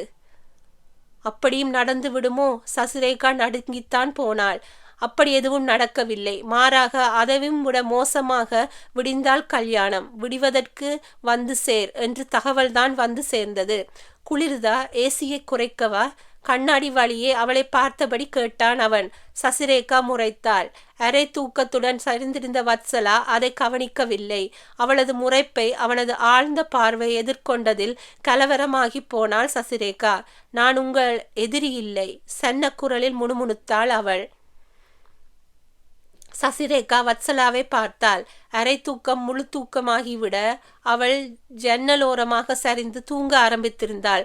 சீரான அவளுடைய சுவாசம் அவள் ஆழ்நிலை தூக்கத்திற்கு போய்விட்டதை அறிவுறுத்தது. நீங்கள் எனக்கு நண்பனும் இல்லை என்று மெல்லிய குரலில் சிடுசிடுத்தாள் சசிரேகா. இத்தனை கோபம் எதுக்குங்க? அதை தெரிஞ்சு விட்டு உங்களுக்கு ஆக போறதுக்கு எதுவும் இல்லை. அப்படி நீங்களா நினைச்சுக்கிட்டா அப்படி. உங்களுக்கும் எனக்கும் ஆகாம போகக்கூடாது பாருங்க. என்ன தேவைக்கு? என் தேவைக்குன்னு வைத்துக் கொள்ளுங்களேன். அவளது ஆழ்ந்த பார்வை மீண்டும் அவள் மீது படிந்தது. அவள் பேச்சிழந்து போனாள். துளைக்கும் அவன் பார்வை குளிருக்கு இதமாக ஒரு போர்வை போல அவள் மேனி முழுவதும் பரவி வருடி அவளுக்குள் இறங்கியது. மோகத்தீ அவள் மனதில் மூண்டது. அரண்டு போனவளாக அவள் கண்களை இறுக மூடிக்கொண்டாள். அவன் பார்வை சந்திக்கும் திராணி அவளிடம் இல்லை. சக்தி முழுவதுமா வடிந்தவளாக எதிர்க்கும் தெம்பின்றி நிராயுத பாணியாக மனதுக்குள் மருகினாள். வேண்டாம், அரற்றினாள். என்னை இப்படி பார்த்து தொலைக்காதே. மோகத்தை மூட்டும் இப்பார்வையினால் யாதொரு பிரயோசனமும் இல்லை. நான் வீழ்வதற்காக பயணித்து கொண்டிருப்பவள். உன் பார்வையினால் என் மனதில் இட்டு போயிருக்கும் நுண்ணிய உணர்வுகளை பற்ற வைக்க முயலாதே. எரிக்கும் இந்த தீயின் வெப்பத்தில் நான் அழிந்து விடுவேன். மூடிய இமைகளை தாண்டி கண்ணீர் வழிந்தது. இது நானா? திடுக்கிட்டு போனாள் சசிரேகா. எந்த ஒரு தருணத்திலும் கண்ணீர் விடாதவள் இப்போது கண்ணீர் விடுகிறாளா?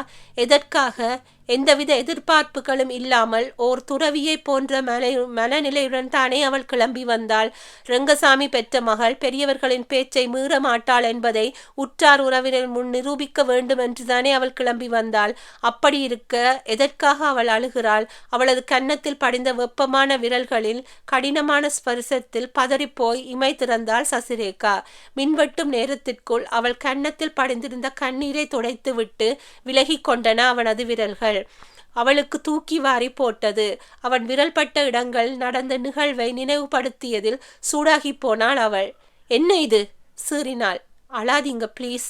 மென்மையாக அவன் சொன்னதில் அவளது தேகத்தகைப்பு அதிகமானது. அதுக்காக என்னை தொடுவீங்களா?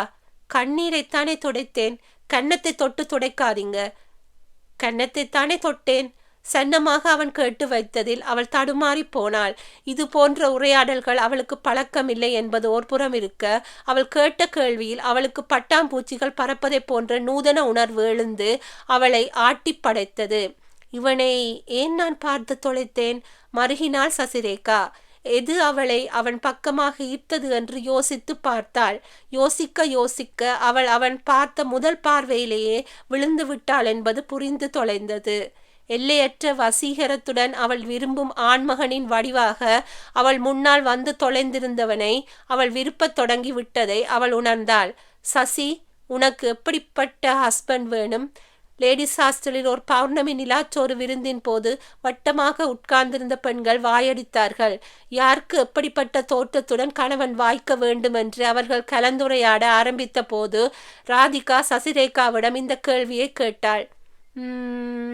யோசித்த சசிரேகா கண்களை மூடி அவள் மனதுக்குள் பிடித்த ஆண்மகனை கற்பனையில் கொண்டு வந்து நிறுத்தி ஒவ்வொன்றாக பட்டியலிட்டாள். உயரமா இருக்கணும். பலே. நெக்ஸ்ட். வாட்டசாட்டமா இருக்கணும். பாருடா, இந்த பாப்பாவும் சைட் அடிக்குமான்னு இருந்துக்கிட்டு இவ போட்டு தாக்குறத மேல சொல்லு. பெண்களை மதிக்கிறவனா இருக்கணும். இவள் இப்படிப்பட்ட பட்டியல் அத்தனை அம்சங்களும் ஒன்று சேர ஒருவன் அவன் எதிரில் வந்து நின்றால் ஒரு நாள் நிற்பான். அப்படி வந்து நிற்பவன் வேறொருவன் கட்டப்போகும் தாலியை கழுத்தில் வாங்க அவளை அழைத்து கொண்டு போகிறவனாக இருப்பான் என்று அவள் கனவா கண்டாள். இப்படி ஒரு ஹீரோ எவளுக்குமே கிடைக்க மாட்டான். உனக்கு எப்படி கிடைப்பான்? இப்படித்தான் அன்று ராதிகா சொன்னாள். அப்படி ஒரு ஹீரோவை சசிரேகா நேரில் பார்த்தும் அவளுக்கு எட்டாக்கனியாக நிற்பது பெரும் துயரம். என்னிடம் இப்படி பேசாதீங்க. நிறைவேற முடியாத ஆசைகளை தேக்கி வைத்திருந்த சசிரேகா நிராசையுடன் அவனை முறைத்தாள். வேற யார்கிட்ட பேச சொல்றீங்க? அவன் வேடிக்கை போல கேட்டு வைத்து அவள் கோபத்தை அதிகப்படுத்தினாள். இதோ தூங்கிக்கிட்டு இருக்கா பாருங்க, இவளை வேணும்னா எழுப்பி விடுறேன். நீங்க பேசணும்னு நினைக்கிறது எல்லாம் இவகிட்ட பேசி ஆசை தீர பேசுங்க. வத்சலாவை எழுப்ப போனாள் சசிரேகா. உங்களுக்கு நான் என்னங்க கெடுதல் பண்ணினேன்? இப்படி பழி வாங்குறீங்களே, வேண்டாங்க, நான் தாங்க மாட்டேன். கெஞ்சுதல் போல் அவன் பேசிய விதம் அவளை வசீகரித்தது. அவளிடம் மட்டும் அவன் பேச முயல்வதில் ரகசிய சந்தோஷம் கொண்டாள் அவள். இருள் பரவிய காருக்குள் அவனது பார்வை அவளை பார்ப்பதை அவள் தெளிவாக பார்த்து கொண்டிருந்தாள். எங்கிருந்தோ ஓர் மயக்கம் வந்து அவளை ஆட்கொண்டது. சசிரேகா அவளை நிலைமையை மறந்தாள். தேவதையைப் போல இருக்கீங்க. கிசுகிசுப்பான அவனது குரலில் இருப்பது கிறக்கமா இல்லை பாராட்டா என்று கணிக்க முடியாமல் மனம் தடுமாறினாள் சசிரேகா.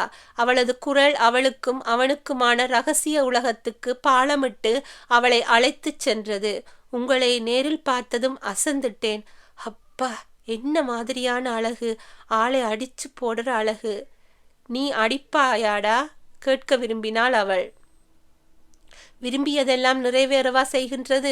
மௌனம் அவள் வாய்க்குள் பூட்டு போட அவள் பேசுவதை மட்டும் கேட்டுக்கொண்டிருந்தாள். இதுவே போதுமென்று அவளுக்கு தோன்றியது. அவளுக்கு மட்டும் கேட்கும் தொனியில் அவன் பேசும் இரகசிய பேச்சுக்கள் அவளுக்கானவை என்பதில் அவள் மனம் தித்தித்தது. உங்களை வீட்டில் வச்சு பூ போடணும் போல தோணுது. அவன் குரல் நெகிழ்ந்தது. உன்னால் அது முடியுமா? விசனத்துடன் அவள் நினைத்து கொண்டாள். இப்படி போற்ற நினைக்கின்றவன் கொட்டும் மழையில் எதற்காக அவளை அழைத்து கொண்டு போக வேண்டும்? அப்படியொரு நேர்த்தி கடனா அவனுக்கு? அவன் விரும்பும் பெண்ணை மாற்றானின் காலடியில் கொண்டு தள்ள எப்படி அவனுக்கு மனம் துணிகின்றது? ஓகே ஃப்ரெண்ட்ஸ், இதோட கதையை முடிச்சு கொள்கிறேன். நாளைக்கு இது செகண்ட் பார்ட்டோட வரேன். இது ஒரு பார்ட் 4 மட்டும் போகும் என்று நினைக்கிறேன்.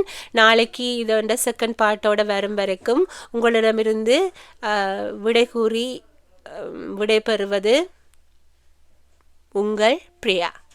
பாய் now.